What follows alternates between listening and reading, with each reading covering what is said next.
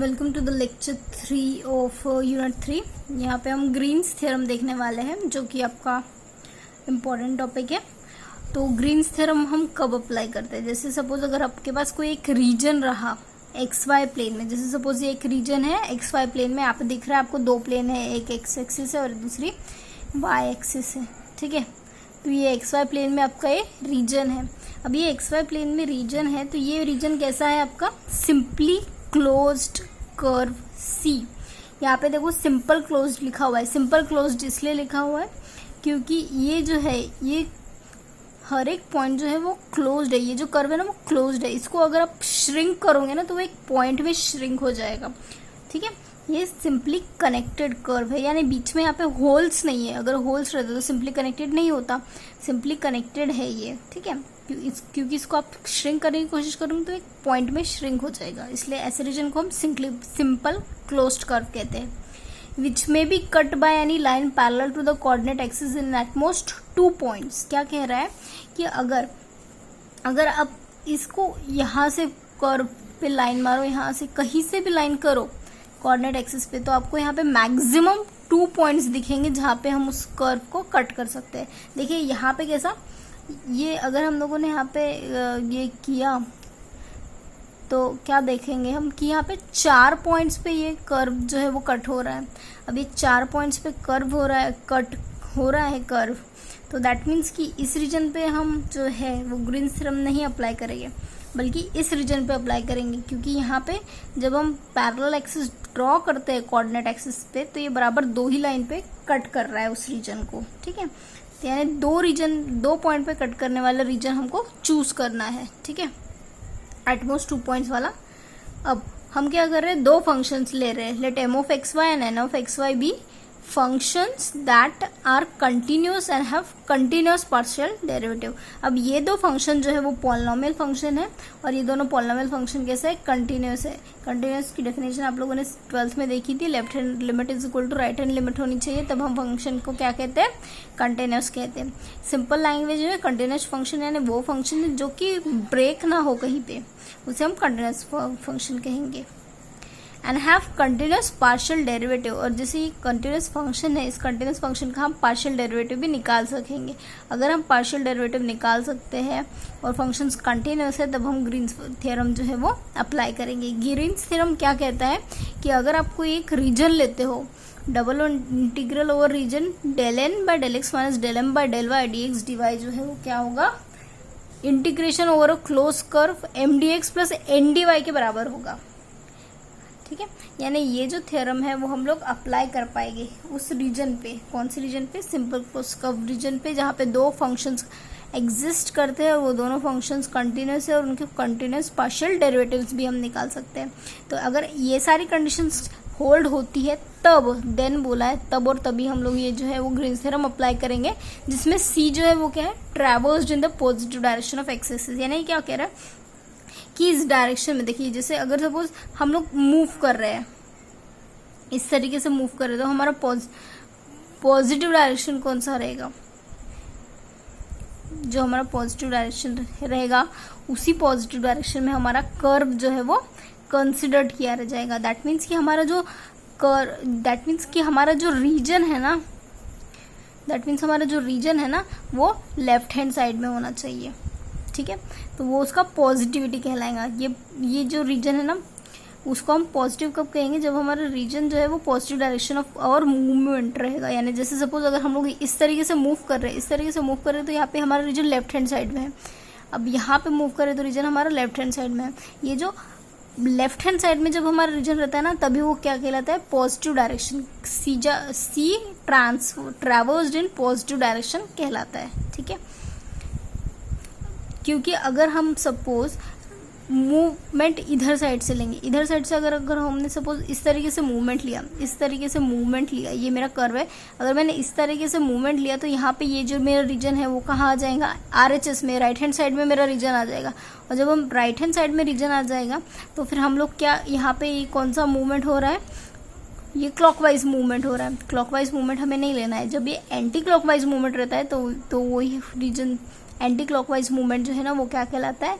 Positive direction कहलाता है, ठीक है।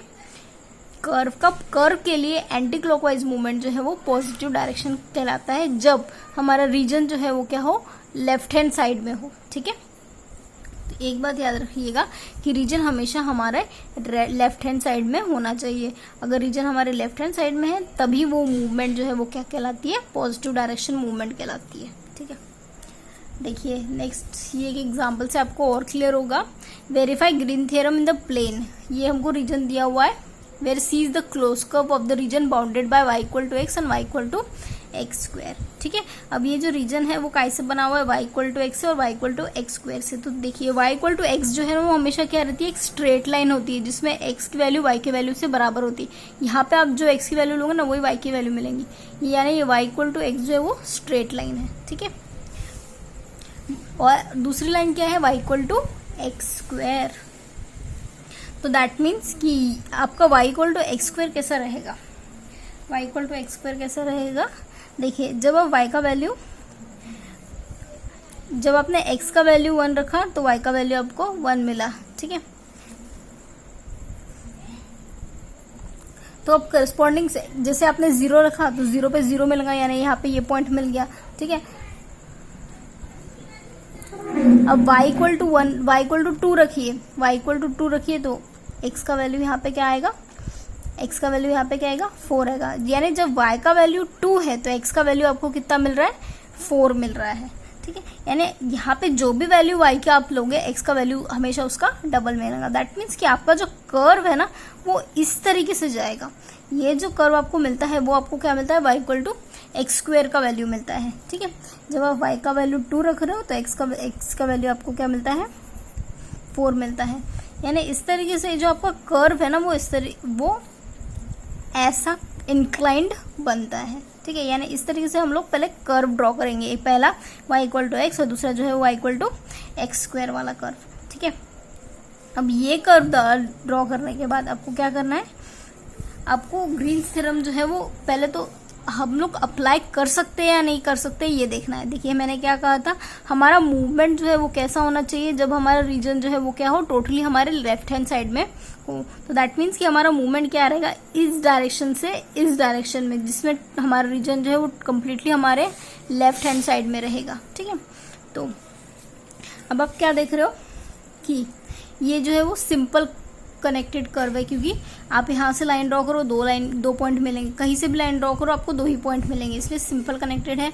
और यहाँ पे ये जो फंक्शन दिया हुआ है mdx प्लस ndy, ये फंक्शन जो है वो पॉलिनोमियल फंक्शन है, दैट मीन्स कंटिन्यूस फंक्शन है, इसके पार्शियल डेरिवेटिव जो है वो एग्जिस्ट करते हैं। दैट मीन्स कि आप ग्रीन्स थ्योरम यहाँ पे अप्लाई कर सकते हो। ठीक है, तो लिखोगे पहले आप, the curve y equal to x square represent a straight line है ना, पैराबोला, ये स्ट्रेट लाइन और y equal to x square यानी ये पैराबोला। दे इंटरसेक्टेड, कहाँ इंटरसेक्ट करेंगे 0 0 पे और 1 1 पे।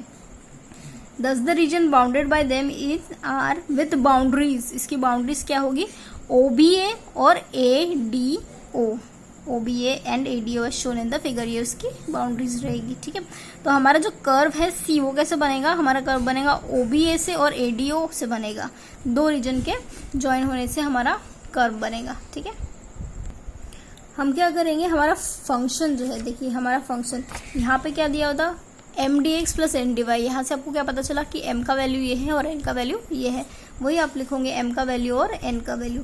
m का और n का वैल्यू निकालने के बाद आप क्या करोगे, del m by del y निकालोगे और del n by del x निकालोगे।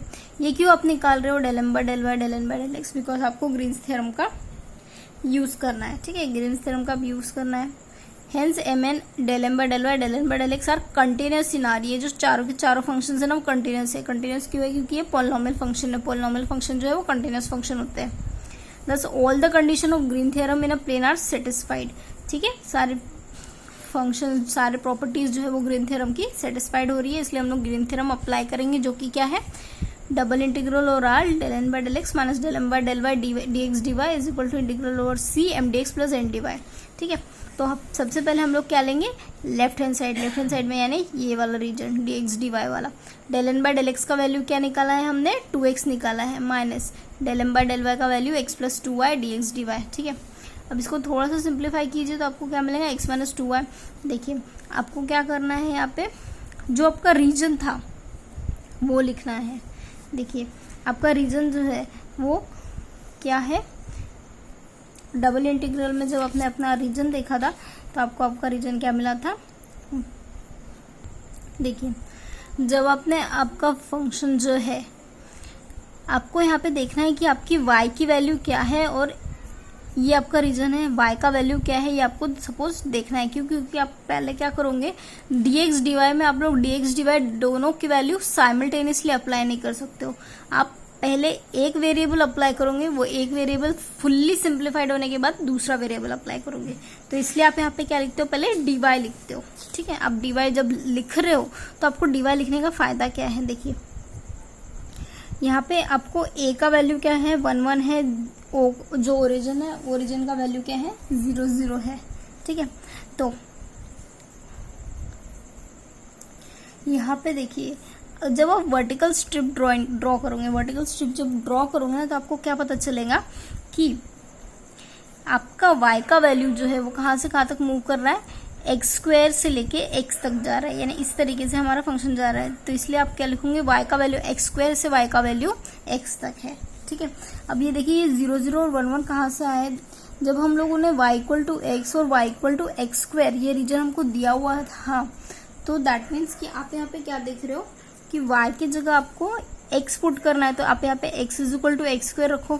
ठीक है, x is equal to x square जब आप रखोगे तो आपको क्या दिखेगा कि X square minus x is equal to 0 है, दैट मीन्स X minus 1 is equal to 0 है, यानी एक्स का वैल्यू तो या तो आपको 0 मिल रहा है और एक्स का वैल्यू यहाँ पे 1 मिल रहा है, यानी दो ही पॉइंट आपको मिल रहे हैं, एक एक्स इज इक्वल टू 0 और एक्स इज इक्वल टू 1। दैट मीन्स कि जब आप एक्स का वैल्यू 0 रखोगे तो वाई का वैल्यू 0 मिलेगा, जब आप एक्स का वैल्यू 1 रखोगे तो वाई का वैल्यू 1 मिलेगा। दैट मीन्स कि यहाँ पे जो कॉमन पॉइंट है वो क्या है, 0 0 है और 1 1 है। तो यानी इससे आप क्या कर रहे हो कि आपका जो कर्व है, आप ये जो x का वैल्यू है वो आप निकाल पा रहे हो कि आपका x का वैल्यू 0 से लेके 1 तक है, और ये पॉइंट जो है कॉमन पॉइंट, आप 0 0 और 1 1 इनके कोऑर्डिनेट्स निकाल पा रहे हो। ठीक है, तो दैट मीन्स कि आपने क्या किया, एक्स स्क्वायर से x पे लिखा वैल्यू। अब यहाँ पे जब आप dy से इंटीग्रेशन कर रहे हो तो x जो है वो कांस्टेंट रहेगा, इसलिए x बाहर निकलेगा और dy बचेगा सिर्फ इंटीग्रेशन के अंदर में। -2 आपने लिखा, y dx लिखा, आपको इंटीग्रेशन करना आना चाहिए, ये होगा y स्क्वायर बाई 2। अभी ये लग रहा है एक्स स्क्वायर से x तक, that means upper limit minus lower limit, यानी x square minus x to the power 4, ये होगा minus x square plus x to the power 4। ठीक है, यहाँ पे भी upper limit minus lower limit लगेगी, यानी x माइनस एक्स स्क्वायर लगेगा। ठीक है, तो इसको आप थोड़ा सा सिंप्लीफाई कीजिए। अब ये जो वैल्यू आएंगी इसको आप डिफरेंशिएट करोगे, इंटीग्रेट कर रहे हो विद रिस्पेक्ट टू x, यानी dx से आप इंटीग्रेट करोगे तो ये आएगा एक्स टू द पावर 5/5 0.21 जाएगा, यानी 1 minus 0/5 minus 1/4 1 to the power 4 minus 0। इसको इवेल्युएट करोगे तो वैल्यू क्या आएगी, हमारी वैल्यू आएगी -1/20।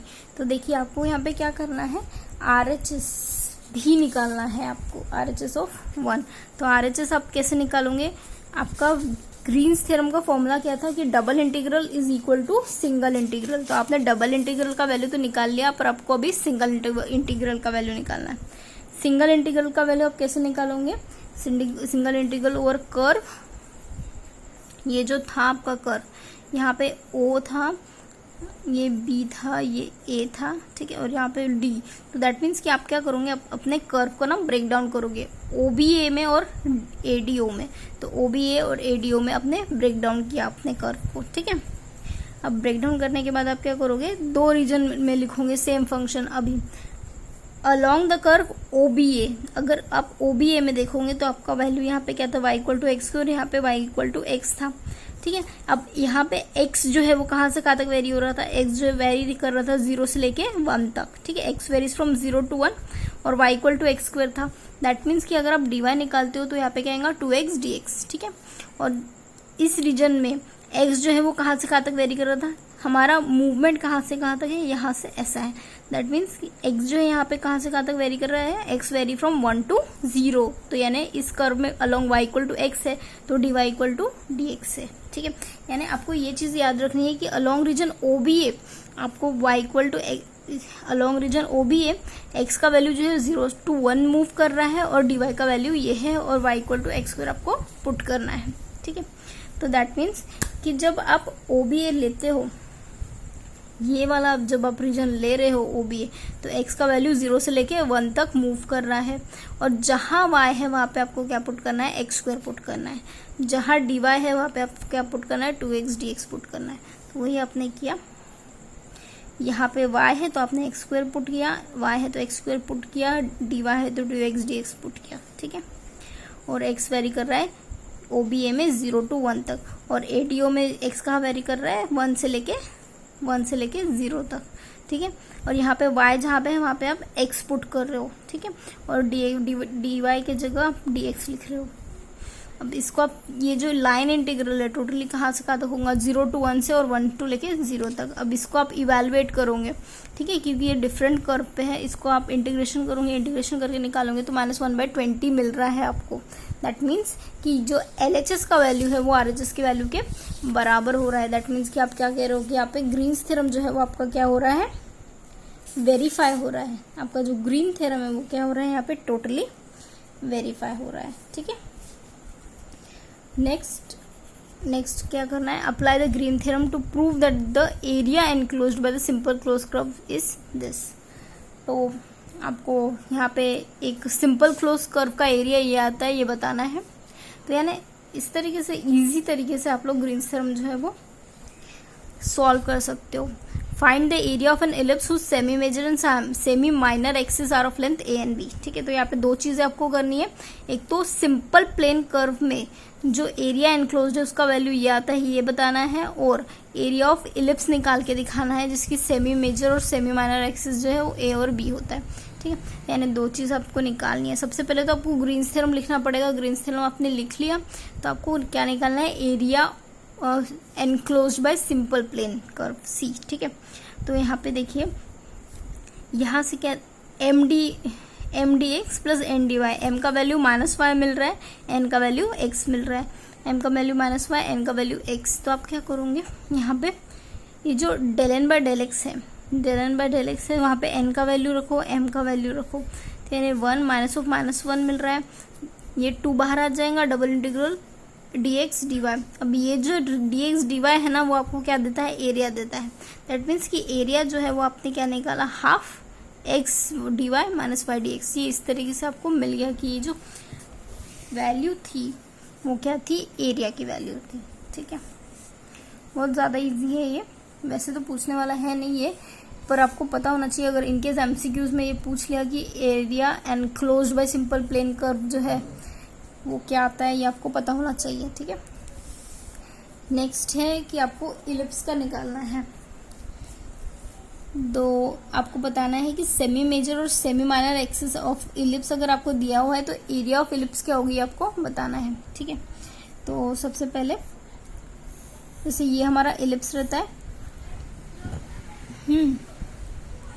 तो ये तो दो वैल्यूज रहती हैं, एक होती है छोटी वैल्यू और एक होती है बड़ी वैल्यू। जो छोटी वैल्यू रहती है उसको हम सेमी माइनर बोलते हैं, और एक जो बड़ी वैल्यू रहती है उसको हमको सेमी मेजर कहते हैं। तो यहाँ पे क्या दिया हुआ है कि सेमी मेजर जो है वो क्या है, A है, और सेमी माइनर जो है वो क्या है, B है, ठीक है। तो यानी सेमी मेजर और सेमी माइनर एक्सिस जो है वो इस तरीके से है हमारे इलिप्स की। जो छोटी वाली है वो B है, बड़ी वाली जो है वो A है। तो आपको एरिया ऑफ इलिप्स निकाल के दिखाना है। तो सबसे पहले आप क्या करोगे, पैरामेट्रिक इक्वेशन ऑफ इलिप्स लिखोगे। पैरामेट्रिक इक्वेशन ऑफ इलिप्स क्या होता है, x = a cos theta, y = b sin theta, theta between 0 to 2π। x का है तो dx निकालो, y है तो dy निकालो, और एरिया ऑफ इलिप्स जो है वो, एरिया ऑफ इलिप्स कैसे निकालोगे, देखिए यहाँ से हाफ एरिया ऑफ कोई भी रीजन का दिया हुआ है वो हाफ इंटीग्रल ओवर c। अब c कहाँ से कहाँ तक जा रहा है, ये पूरा कर्व हमारा 0 to 2π है तो 0 to 2π लिखोगे। x का वैल्यू जो है वो क्या है, a cos थीटा है, dy का वैल्यू क्या है, -a sin theta d theta, ठीक है। x का वैल्यू जो है वो लिखा आपने, फिर dy का वैल्यू लिखा, dy का वैल्यू क्या है, b cos theta d theta, ठीक है। by का वैल्यू लिखा आपने, फिर यहाँ पे माइनस लिखा, y का वैल्यू क्या है, b sin थीटा, तो ये b sin थीटा लिखा आपने। dx का वैल्यू जो है वो क्या आएगा, -a sin theta d theta. तो अब इसको आपको सिंप्लीफाई करना है। तो आप क्या देखोगे कि ए बी जो है वो बाहर निकल रहा है, ए बी बाहर निकल के बाद 0 to 2π cos square theta plus sin square theta बच रहा है। ये वैल्यू तो 1 होती है, d थीटा बचेगा, तो ये 2π - 0 यानी ये क्या हो गया, हाफ टू कैंसिल हो जाएगा और पाए भी बचेगा, यानी एरिया ऑफ इलिप्स जो है वो पाए भी, यानी आपने ग्रीन्स थ्योरम की मदद से आपने निकाल के दिखाया कि एरिया ऑफ इलिप्स जो है वो क्या होता है, पाए भी होता है। ठीक है, तो इस तरीके से आपको इवेलुएट करना है। बस ये याद रखना है कि x का value a cos theta, y का वैल्यू b sin थीटा लेके आपने with the help of greens theorem area of ellipse निकाला। ठीक है, नेक्स्ट है नोट कि mdx ndy अगर 0 हो अराउंड क्लोज कर्व c, तो इसका मतलब क्या होता है कि हमारा रीजन जो है वो सिंपली कनेक्टेड है। तो ये जो है कंडीशन वो कब फॉलो होगी, कब, जब del m by del y equal to del n by del x हर एक पॉइंट पे हो तब। दैट मीन्स कि अगर आपका ये वैल्यू अगर 0 है तो del m by del y equal to del n by del x है, पर अगर इनकेस ये वैल्यू दी हुई है तो इसका मतलब क्या हुआ कि ये जो लाइन इंटीग्रल है वो वैल्यू क्या होंगी, 0 होगी करके। ठीक है, नेक्स्ट है verify Green theorem the plane for the region where c is bounded by the region y equal to under x and y equal to x square. ठीक है, आपको यहाँ पे ग्रीन्स थ्योरम जो है वो वेरीफाई करके दिखाना है, ग्रीन थ्योरम वेरीफाई करके दिखाना है। और आपको ये फंक्शन यहाँ पे दिया हुआ है, क्या कह रहा है, verify Green theorem in the plane for the function. ये फंक्शन आपको दिया हुआ है mdx प्लस ndy। ठीक है, m और n का वैल्यू यहाँ पे दिया हुआ है। Where c is bounded by the region r y equal to under root x, y equal to under root x, यानी इसका मतलब क्या होता है, y square is equal to x और y equal to x square. That means कि क्या होगा, देखिए जब आप कहते हो y equal to x square, यानी आपकी एक y की वैल्यू पे आपको x की दो वैल्यूज मिल रही है। That means y equal to x square कैसा होगा, y equal to x square ऐसा होगा, क्योंकि y की आप एक वैल्यू ले रहे हो पर x की आपको दो वैल्यू मिल रही है। ठीक है, और x is equal to y square, यानी आप x का एक वैल्यू ले रहे हो तो y की आपको दो वैल्यू मिल रही है। दैट मीन्स कि आपका ये वैल्यू कैसे होगा, इस तरीके से, क्योंकि आप x की एक वैल्यू ले रहे हो, y की आपको दो वैल्यू मिल रही है। ठीक है, y की आपको इस तरीके से दो वैल्यू मिल रही है, यानी आपका जो रीजन है वो इस तरीके से ये क्लोज्ड कर्व रहेगा। ठीक है, ये जो है वो क्या है आपका y equal to x square है, और ये जो पार्ट है वो आपका क्या है, x equal to y square है। ठीक है, यानी इस तरीके से आपने जो है वो अपनी दो क्लोज्ड कर्व जो है वो आपने लिख लिया है। ठीक है, अब आप क्या कर रहे हो, वेरीफाई करना है आपको, ग्रीन थ्योरम वेरीफाई करना है। तो सबसे पहले तो इसको नाम दे दीजिए अच्छे से, यहाँ पे b लिखो, यहाँ पे d लिखो। तो आपको यहाँ पे कोऑर्डिनेट्स, ये तो आपको पता है ओरिजिन होगा, पर a के कोऑर्डिनेट्स क्या होंगे ये आपको निकालने हैं। तो y square is equal to x दिया हुआ है, y equal to x square दिया हुआ है। ठीक है, तो आप फिर से स्क्वायरिंग करो। अगर आप स्क्वायरिंग करोगे तो यहाँ पे क्या आएगा, वाई स्क्वायर आएगा इक्वल टू एक्स स्क्वायर, पर वाई स्क्वायर का वैल्यू कितना है, x, x is equal to x square. तो फिर से यहाँ पे क्या आएगा, x square minus x is equal to 0, x, x minus 1 equal to 0, यानी यहाँ पे क्या मिल रहा है, एक्स इज इक्वल टू 0 और x is equal to 1 value मिल रही है। दैट मीन्स कि आप एक्स का वैल्यू 0 पुट करोगे और एक्स का वैल्यू 1 पुट करोगे तो वैल्यू क्या क्या आएंगी ये देखोगे। जब आप x का वैल्यू 0 पुट कर रहे हो, x का वैल्यू 0 पुट कर रहे हो तो y का वैल्यू यहाँ पे 0 मिल रहा है। जब आप x का वैल्यू 1 पुट कर रहे हो तो y का वैल्यू आपको क्या मिल रहा है, 1 मिल रहा है। दैट मीन्स कि ये जो पॉइंट है वो कहाँ इंटरसेक्ट करेंगे, 0 0 पे और 1 1 पे, ये दोनों कर्व जो है वो इंटरसेक्ट करेंगे। इस तरीके से आपने निकाल लिया कि ओरिजिन का पॉइंट क्या है और कॉमन इंटरसेक्शन का वैल्यू का पॉइंट क्या है। ठीक है, तो यही लिखा आपने, the curves which enclose region are the parabolas intersecting each other at 0 0 and 1 1 and as shown in the figure. इस तरीके से यहाँ पे आपको दिख रहा है इस फिगर में। ठीक है, ग्रीन थ्योरम वेरीफाई करना है। दैट मीन्स कि आप ग्रीन थ्योरम का स्टेटमेंट लिखोगे। सबसे पहले आप क्या लोगे, LHS ऑफ अ कर्व ए। ठीक है, LHS लोगे, LHS यानी डबल इंटीग्रल। तो यहाँ पे del N by del x लेना है। आप n का वैल्यू पुट करो, m का वैल्यू पुट करो। n का m का वैल्यू पुट करने के बाद पहले तो डिफरेंशिएट करोगे तो पहले ही कम वैल्यू हो जाएंगी, फिर से उसको और कम। सबसे पहले आपको y का वैल्यू लेना पड़ेगा। तो ये जो वैल्यू मिल रही है ये तो y में ही मिल रही है।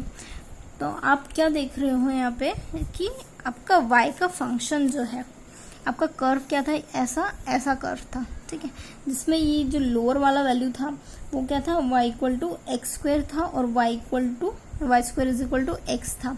दैट मीन्स कि आपका जो फंक्शन है y का वो कहाँ से कहाँ तक जा रहा है, देखिए y equal to x square और इसका अगर अंडर रूट लेते हो तो y equal to under root x, यानी x square is the lower limit and upper limit is under root x. क्यों? क्योंकि आप एक वर्टिकल लाइन से, इस तरीके से जो लाइन है वो उससे आप पता करते हो कि उसका लोअर लिमिट क्या है और उसका अपर लिमिट क्या है। तो लोअर लिमिट क्या है, y equal to x square, upper limit क्या है, y equal to under root x है। तो दैट मीन्स कि y equal to x square और y equal to under root x आपने लिखा। अब आप क्या कर रहे हो कि यहाँ पे इंटीग्रेशन अप्लाई कर रहे हो, इंटीग्रेशन अप्लाई करोगे तो वाई स्क्वायर बाई 2 आएगा, जिसका value x square to under root x है। तो एक्स रूट का स्क्वायर आएगा, इसको आप इंटीग्रेट कीजिएगा। इंटीग्रेट करने के बाद वैल्यू टोटली आपको इन टर्म्स ऑफ एक्स सब मिलती है। In terms of x value मिलने के बाद आप क्या करोगे, आप इसको ये चेक करोगे कि अब एक्स का वैल्यू क्या आ रही है। देखिए इस तरीके से तो आप y का वैल्यू निकालोगे, पर आप x का वैल्यू कैसे निकालोगे, इस वैल्यू से। देखिए x का वैल्यू कहाँ से कहाँ तक आ रहा है, 0 से लेके 1 तक। इसके पहले हमने बताया था कि x का वैल्यू जब आपने किया था तो x का वैल्यू आपको 0 से लेके 1 तक मिल रहा था, यानी ये 0 से लेके 1 तक आपको वैल्यू मिल रही थी। तो x equal to 0 to x equal to 1 value आपने लिखा। अब इसको फिर से इंटीग्रेट करो, इंटीग्रेट करके वैल्यू क्या निकालो, 3/2 आनी चाहिए, आप करके देखना इसे, ठीक है। तो दैट मीन्स कि आपका जो डबल इंटीग्रल है उसका वैल्यू क्या है, 3/2 आया है। अब आप क्या करोगे, अब आप सिर्फ सिंगल इंटीग्रल यानी RHS लोगे, RHS का वैल्यू 3/2 निकाल के दिखाओगे और आप दोनों का वैल्यू इक्वल शो करके दिखाओगे और बोलोगे कि ग्रीन्स थ्योरम जो है वो क्या है, वेरीफाई हो गया है, ठीक है। तो अब RHS लोगे, RHS में क्या रहेगा, mdx प्लस ndy। तो m का फंक्शन लिखो, dx लिखो, n का फंक्शन लिखो, dy लिखो, ठीक है। तो आपका जो कर्व है उसको पहले 2 हिस्सों में ब्रेक डाउन करो, पहले फर्स्ट हाफ में, दूसरा सेकेंड हाफ में। अब फर्स्ट हाफ में आप क्या देखोगे, फर्स्ट हाफ में आपका फंक्शन जो है वो कहाँ से कहाँ तक जा रहा था, 0 से लेके 1 तक जा रहा था x, ठीक है, और y equal to x square था, है ना। ये वाला रीजन जो है वो कहाँ से कहाँ तक था, 0 से 1 तक था, y इक्वल टू एक्स का स्क्वायर था, और ये जो रीजन था वो क्या था, y square is equal to x, जो कि सेकेंड रीजन है आपका, ठीक है। पहला आप ये फर्स्ट रीजन लोगे, फर्स्ट रीजन कहाँ से कहाँ तक मूव हो रहा है, 0 से लेके 1 तक, y equal to x square है, यानी यहाँ से dy निकाल लोगे। अब ये टोटल फंक्शन लिखोगे। अब इसमें जहाँ पे भी आपको y दिखता है उस वहाँ पे आप क्या पुट करोगे, एक्स स्क्वायर पुट करोगे, और जहाँ पे dy दिखता है वहाँ पे ये value in terms of x put करोगे। आपका वैल्यू x का 0 to 1 ही जा रहा है, तो इसको इंटीग्रेट करके सॉल्व करके देखोगे तो वैल्यू -1 आनी चाहिए। अब अलोंग द कर्व ADO, इस कर्व में देखो आप x का वैल्यू कहाँ से कहाँ तक जा रहा है, x का वैल्यू 1 से लेके 0 तक जा रहा है, ठीक है। अलोंग द कर्व ADO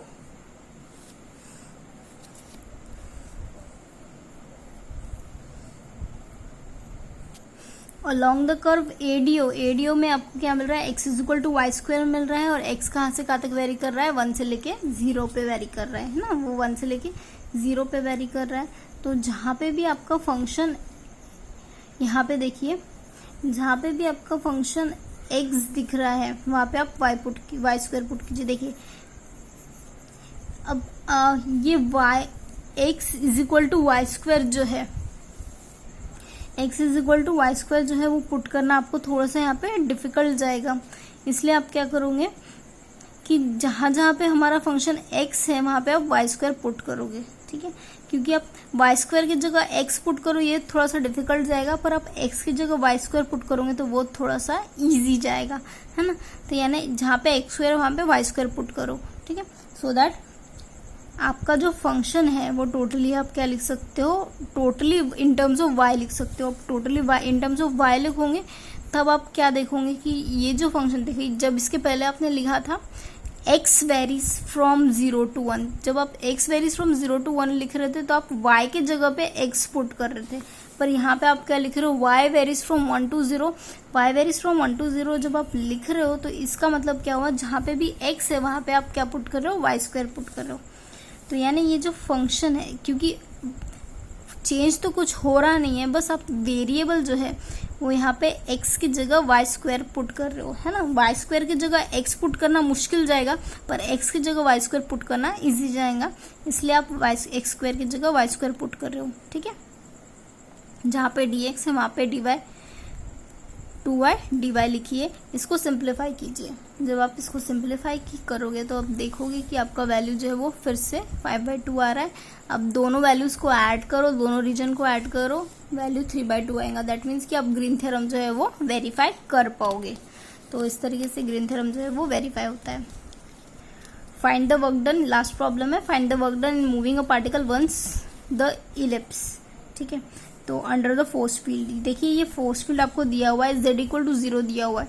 तो आपको क्या करना है, यहाँ पे हमको क्या दिख रहा है कि ये जो इक्वेशन है वो कैसा इलिप्स का इक्वेशन है, जिसमें आप क्या देख रहे हो कि जो मेजर एक्सिस है वो 5 है, यानी x=5 cos t आएगा, और छोटा वैल्यू जो है वो क्या आएगा, स्मॉल सेमी एक्सिस जो है वो क्या आएगा 4, तो यानी y=a 4 sin t लिखा है आपने, ठीक है।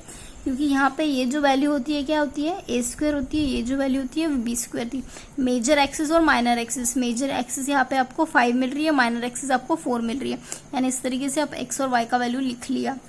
अब पैरामीटर देखिए, इलिप्स कैसा रहता है, 0 to 2π रहता है। तो parameter t changes from 0 to 2π as the particle takes once around the ellipse. तो यहाँ पे आप इलिप्स का वैल्यू जो है वो, इलिप्स जो है वो यहाँ पे x²/a², पहले तो पैरामेट्रिक इक्वेशन ऑफ इलिप्स जो है वो निकालोगे, 5 cos t 4 sin t, ठीक है। अब 5 cos t 4 sin t निकालने के बाद आप क्या करोगे, पैरामेट्रिक इक्वेशन जो है, इलिप्स जो है वो 0 to 2π मूव करता है, तो पैरामेट्रिक इक्वेशन जो है वो अराउंड द इलिप्स जो है वो हमें क्या लेना पड़ेगा, 0 to 2π, ये कर्व जो है वो 0 to 2π लेना पड़ेगा। x y 0, यहाँ पे देखिए x का वैल्यू क्या है 5 cos t है, y का वैल्यू क्या है 4 sin t है। तो यानी dr जब dt अगर आप निकालते हो तो वैल्यू जो भी रहेगी उसको आप क्या करोगे, with respect to t differentiate करोगे, और आपका वैल्यू जो है एक फंक्शन, ये जो आपका फोर्स दिया हुआ था उस फोर्स में आप z का वैल्यू पुट करोगे 0। dr/dt में आपको z का वैल्यू यहाँ पे 0 पुट करना पड़ेगा, क्योंकि आपको xy प्लेन में फंक्शन दिया हुआ है, ठीक है। तो यानी f.dr आपको वर्क डन निकालना है, f.dr से निकालोगे तो यानी यहाँ पे dt आप मल्टीप्लाई और डिवाइड कर सकते हो बाय चेन रूल। आपका फंक्शन आप लिखो, dr/dt का वैल्यू लिखो और dt लिखो। अब जब आप इसको सिंप्लीफाई करोगे ना तो आप क्या देखोगे कि जो ये वैल्यू है z वैल्यू वो 0 आ रही है, आपके पास दो ही फंक्शन मिल रहे हैं dt से, ठीक है। तो आप x का वैल्यू पुट करो, y का वैल्यू पुट करो। x का वैल्यू क्या है 5 cos t, y का वैल्यू क्या है 4 sin t। 5 cos t, x का वैल्यू पुट करो, 4 sin t, y का वैल्यू पुट करो, थोड़ा सा इसको इवैल्यूएट करो। इवैल्यूएट करने के बाद आप क्या देखोगे कि आपका फंक्शन जो है वो टोटली इस तरीके से बन रहा है, ठीक है। तो ये 20 बाहर निकाल सकते हो, इंटीग्रेशन 0 to 2π dt लिख सकते हो, -34 लिख सकते हो, 0 to 2π sin t cos t dt लिख सकते हो। अभी इसको आपको सिंप्लीफाई करना है। इसको सिंप्लीफाई करने के लिए आप क्या करोगे, sin t की जगह u पुट करोगे, और sin t का डिफरेंशिएशन cos t dt आता है, तो यानी इसको आपने डिफरेंशिएट किया तो du आया, इसको डिफरेंशिएट करा तो cos t dt आया। दैट मीन्स कि sin t की जगह आपने u पुट किया, ये वैल्यू तो du आ गई। इंटीग्रेशन क्या होता है, u²/2 आता है, यानी यहाँ पे जो इंटीग्रेशन है इसका वैल्यू sin²/2 आएगा, जो कि 0 to 2π। तो इसको आप सिंप्लीफाई करोगे, सिंप्लीफाई करके आप वर्क डन निकालोगे, ठीक है। तो इस तरीके से आपका ये पूरा यूनिट यहाँ पे ख़त्म होता है। मिलते हैं अब हम नेक्स्ट लेक्चर में, बाय।